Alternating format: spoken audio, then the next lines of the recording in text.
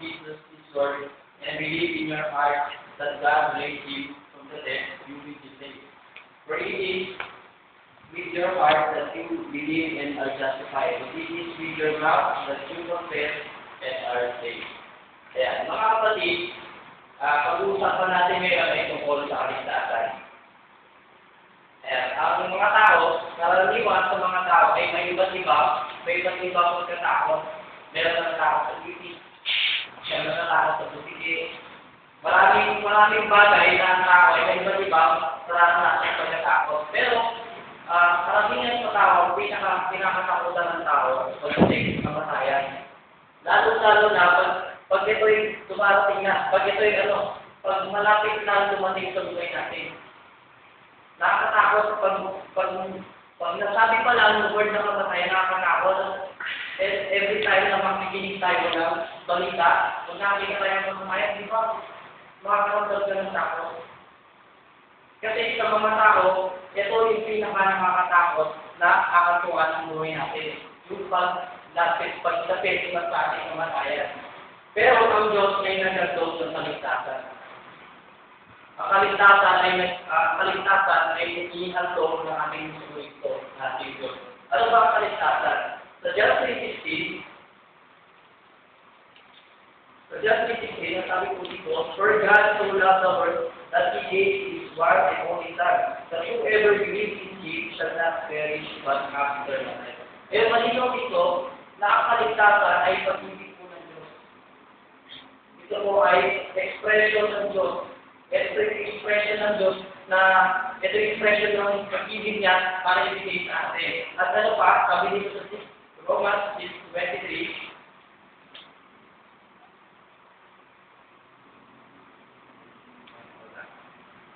Romans 6:26, for the wages of sin is death, but the gift of God is eternal life in Christ Jesus our Lord. So maliwanag dito na ang kaligtasan po ay regalo ng Diyos. Pag sinabi natin regalo, hindi po pwede ako magregalo sa inyo, nagamit din sa inyo yung pera. Hindi. Pag sinabing gift, ito yung bunga din ng pag-ibig. Ito yung nagmumula sa puso. At ito ay libre, walang bayad. Kanino ba ang kaligtasan? Para kanino po ba ang kaligtasan? Para ba dito yan sa mga taong merong mga Kristo sa Biblia? Para ba sa mga taong nandiyan sa timbahan, para doon ba ang kaligtasan? Para kanino ba? Alam niyo po ang kaligtasan ay para sa lahat ng tao. Para sa lahat ng tao. Kahit sino pa man, kahit sino pa para sa atin ang kaligtasan. Kahit sabihin mo, mayaman ka, bilyonaryo ka, para sa kanila din ang kaligtasan. Kailangan hindi na ng kaligtasan. Kahit sa manihirap, kahit sa manihimos, para sa kanila ang kaligtasan. Kahit hindi mo pa. Kahit sa umero ka pa, kahit magulit ka, makakita kang bagay, ibigin mo ako, kahit mananagang ng tao, kahit sino ka pa, para sa iyo ang kaligtasan, para sa akin ang kaligtasan, para sa lahat ng tao. Alam niyo po, ang kaligtasan ay naganap na. Tapos na. Tapos na po ang kaligtasan dahil ang kaligtasan ay ibinigay na sa atin ng Panginoon. Matagal na taon na yun, so si Kristo ay napako sa krus para sa atin. Ba't marami po mong naligtas?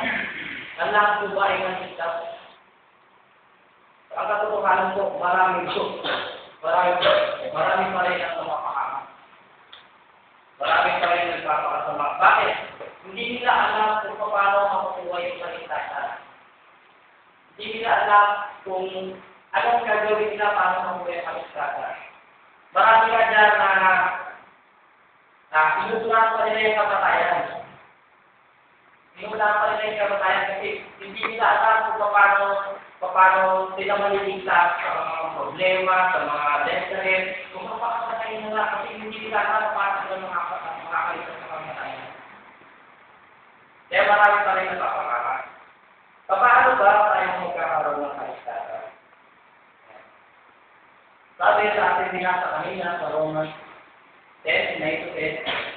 Sabi dito, that if you confess with your mouth that Jesus is Lord. Ayun na, walang libre. Eh, wala kang mangyayari. Hindi mo kailangan mag-spend ng napakaraming pera. Hindi mo kailangan maging mayaman para magkaroon ng maligtasan. Libre. Magkakontes mo lang na ako'y nagkakala, dito kita aking tagapagkita. Yun na. Then ano sabi pa dito? Believe in your heart. Maniwala kayo sa iyong puso. Maniwala tayo sa ating puso. Ayun ang ganda lang pasimple ang kaligtasan. Pero maraming tao na hindi pa rin i-respond sa kaligtasan ito. Libre nga ang kaligtasan, pero yung tao hindi na ina-access ang kaligtasan. Pero, still napapaka pa rin ang mga tao sa kamatayan. Kaya mga kapatid, ang kaligtasan ko, libre lang. Pagpapagkat ko lang at naniniwala ko ng tapos na. Meron ka ng salvation. Makakasama mo na ang Diyos sa kalangitan. Katapos na kamatayan.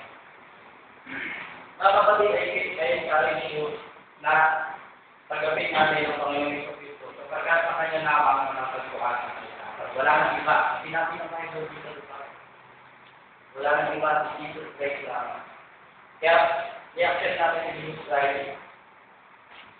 Dahil sa kanya lamang ang napagkuhan ng kaligtasan. At pag nangyari man ito, ang kamatayan ay hindi na natin nakatakutan. Ang kamatayan ay hindi natin nakatakutan. Dahil may buhay na wala ang